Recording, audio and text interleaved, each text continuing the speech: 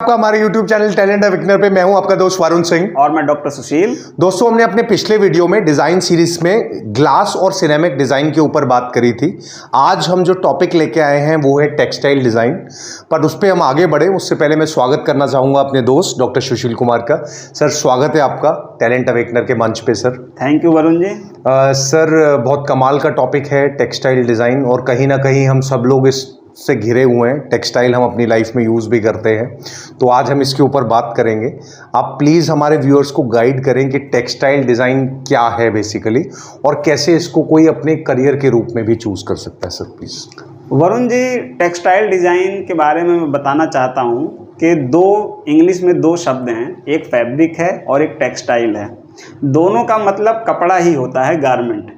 But जब आप textile की बात करते हो तो वो कपड़े की मैन्युफैक्चरिंग प्रोसेस को भी इंडिकेट करता है।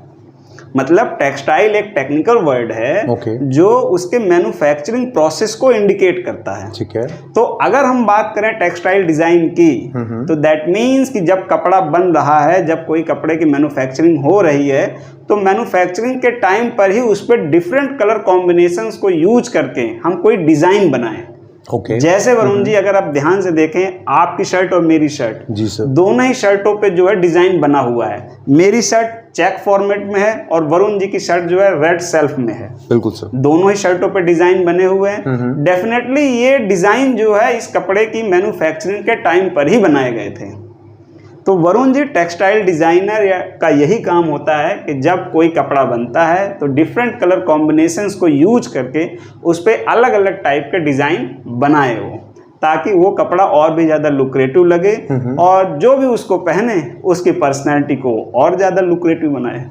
जी ओके, ठीक है। सो सर, एक तो व्यूअर्स ने इस बात को और बेहतर तरीके से रिलेट कर पाए क्योंकि आपने कहीं ना कहीं इसको रियल लाइफ से रिलेट कर दिया कि आपने कहा कि जो आपने शर्ट पहनी हुई है वो पर्टिकुलरली किस टाइप की है। आपने बताया कि मैंने जो पहना हुआ है शर्ट उसका क्या टाइप है। तो व्यूअर्स रिलेट कर पा रहे होंगे, कहीं ना कहीं कनेक्ट हो पा रहे होंगे इस टॉपिक के साथ। सर, इसी कड़ी में आगे बढ़ते हुए जो टेक्सटाइल डिज़ाइन है सर, इसमें क्या क्या टाइप्स हैं, उसको कैसे हम डिफरेंशिएट कर सकते हैं सर, उसके बारे में प्लीज व्यूअर्स को सर गाइड करें। वरुण जी, टेक्सटाइल डिजाइन से रिलेटेड कुछ कीवर्ड्स हैं जिस पे हम बात करते हैं। जी। एक नॉर्मल पर्सन के लिए मैंने आपको बताया कि एक नॉर्मल पर्सन के लिए चाहे वो टेक्सटाइल हो, चाहे वो फैब्रिक हो, चाहे वो गारमेंट हो, सबका मतलब एक ही है। बट आज हम बात कर रहे हैं कुछ स्पेशलाइजेशन की। इस वजह से उस स्पेशलाइजेशन को समझने के लिए हमें कुछ कीवर्ड समझने पड़ेंगे।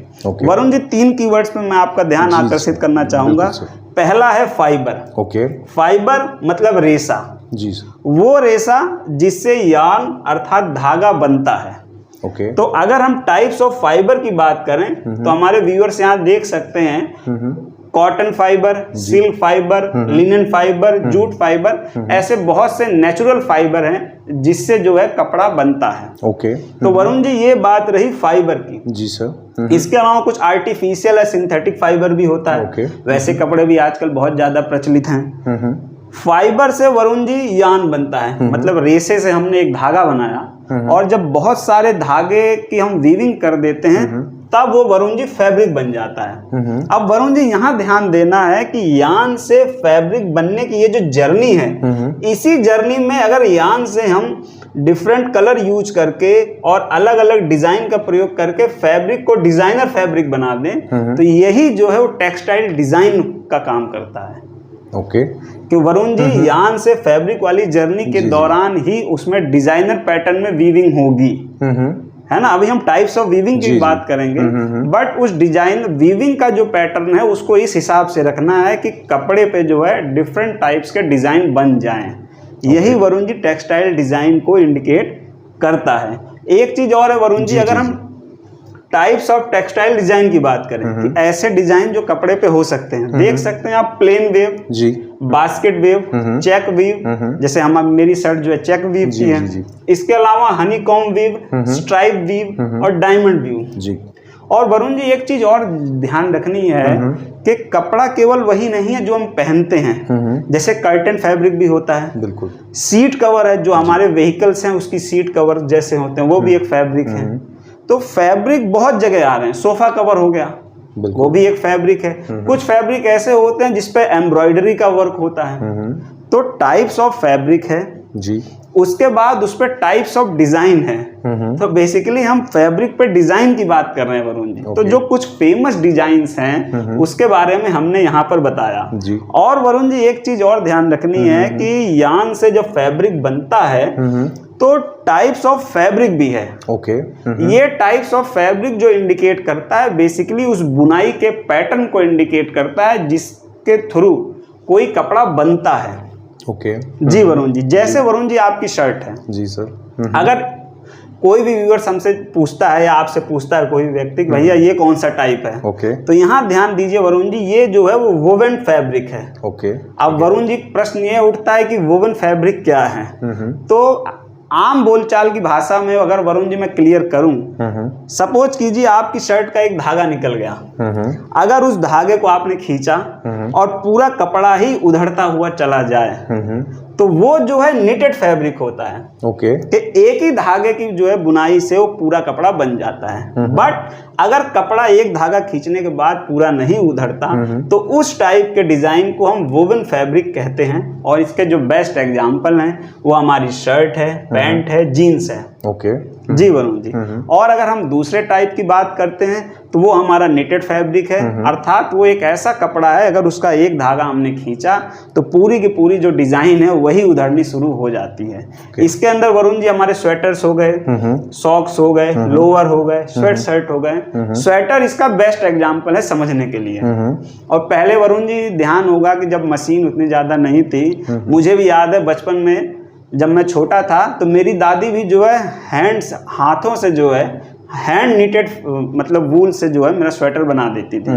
और वो स्वेटर ऐसा होता था कि अगर एक भी धागा उसमें से खिंच जाए तो पूरी की पूरी जो बुनाई रहती थी वो उधड़ जाती थी वरुण जी। तो ये जो मेन जो टाइप्स थे फैब्रिक के वो मैंने बताया। और आजकल एक डिजाइन और फेमस है वरुण जी। आजकल जब से आपने देखा कि प्लास्टिक बैन की बात कही गई गवर्नमेंट द्वारा तो कुछ कॉटन बैग्स बनने लगे हैं।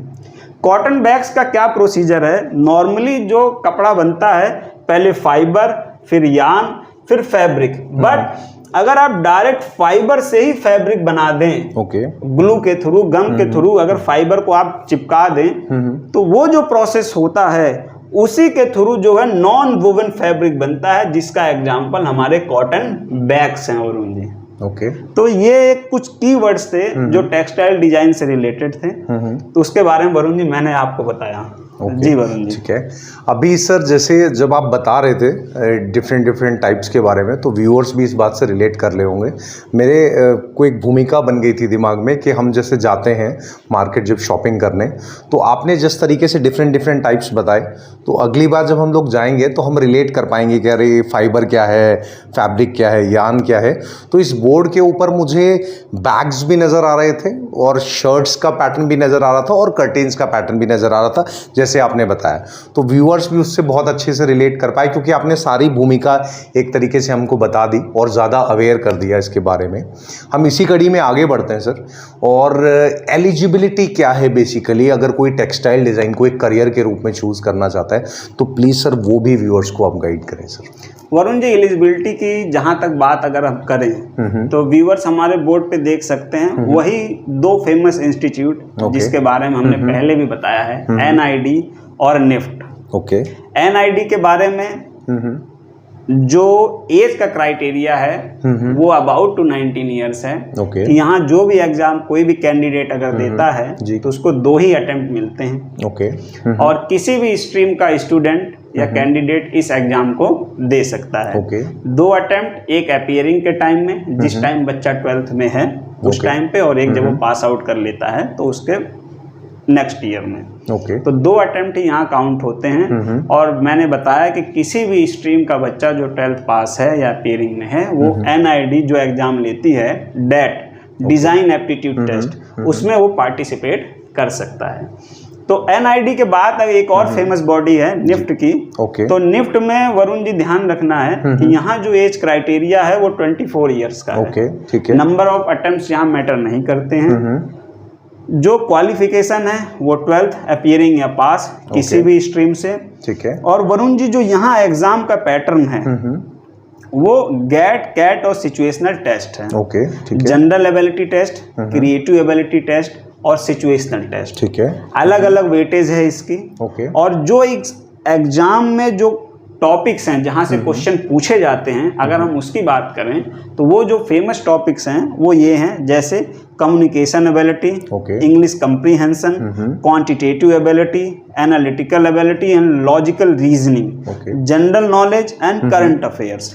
बेसिकली ये एग्जाम अलग अलग स्ट्रीम के बच्चों के लिए या कैंडिडेट्स के लिए आईआईटी भी कंडक्ट कराती है। ओवरऑल जो टॉपिक रहते हैं वो यही रहते हैं, इसी के अकॉर्डिंग आपको अपनी प्रिपरेशन करनी है। अगर आपको प्रीवियस ईयर के क्वेश्चन पेपर मिल जाएं, जो कि इन इंस्टीट्यूट की वेबसाइट पर अवेलेबल है, आप वहां जाके देख सकते हैं और प्रीवियस ईयर के क्वेश्चन पेपर से ये अंदाज़ा लगा सकते हैं आप कि किस लेवल के क्वेश्चन इसमें पूछे जाते हैं। जी वरुण जी।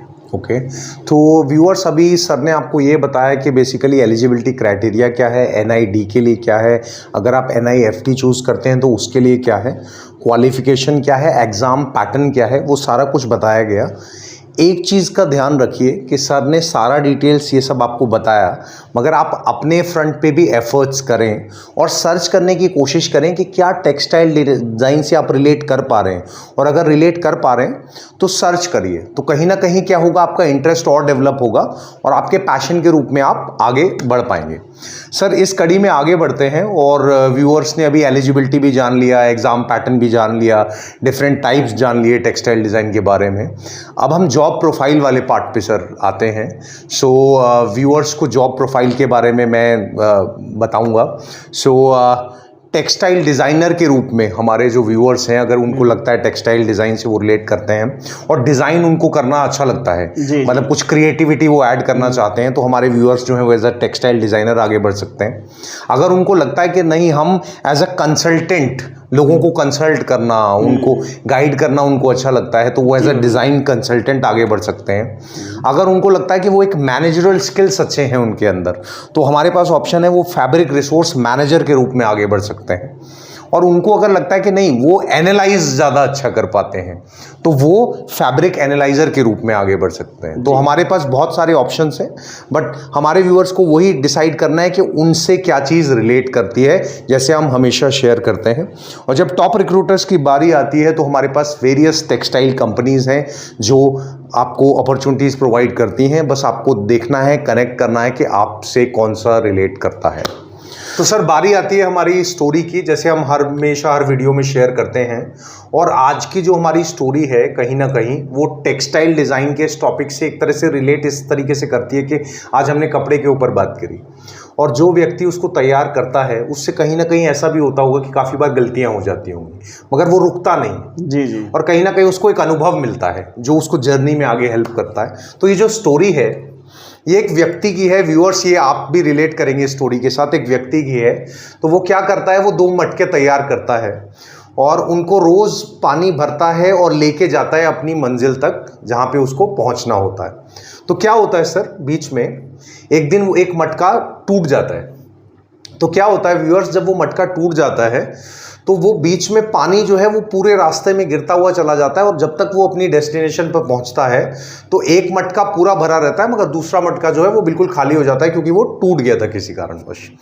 तो ये सिलसिला काफ़ी दिन तक चलता रहता है, और एक दिन ऐसा होता है कि वो जो मटका है जो टूट गया था, वो रो रहा है बुरी तरह। आप इमोशंस को अंडरस्टैंड करिएगा।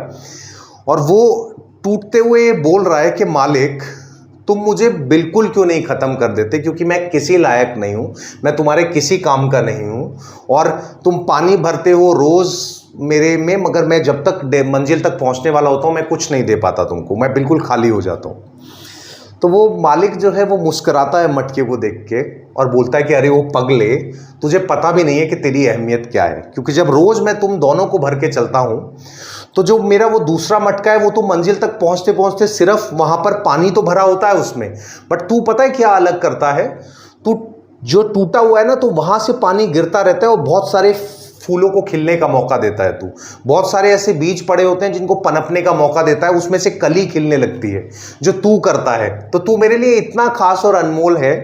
और मैं हमेशा तेरे साथ जुड़ा रहूंगा। तुझे तेरी अहमियत नहीं पता, बट मैं जानता हूं कि तू कितना कमाल है। तो हमेशा कभी अपने आप को कम मत समझना और आगे से कभी एक ख्याल भी मत लाना, तू मेरे लिए बहुत खास है।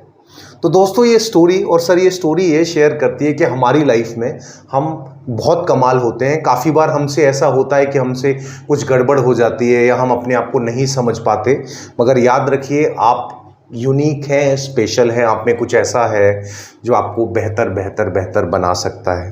तो जैसे ये घड़ा स्पेशल था ना, उस मालिक ने उसको ये बताया, वैसे याद रखिए आपके अंदर भी कुछ स्पेशल है, बस उसको पहचानने की कोशिश करिए। और आप यूनिक हैं, अपना अच्छे से ध्यान रखिए। Take very good care of yourself. Thank you very much and always stay blessed. Thank you.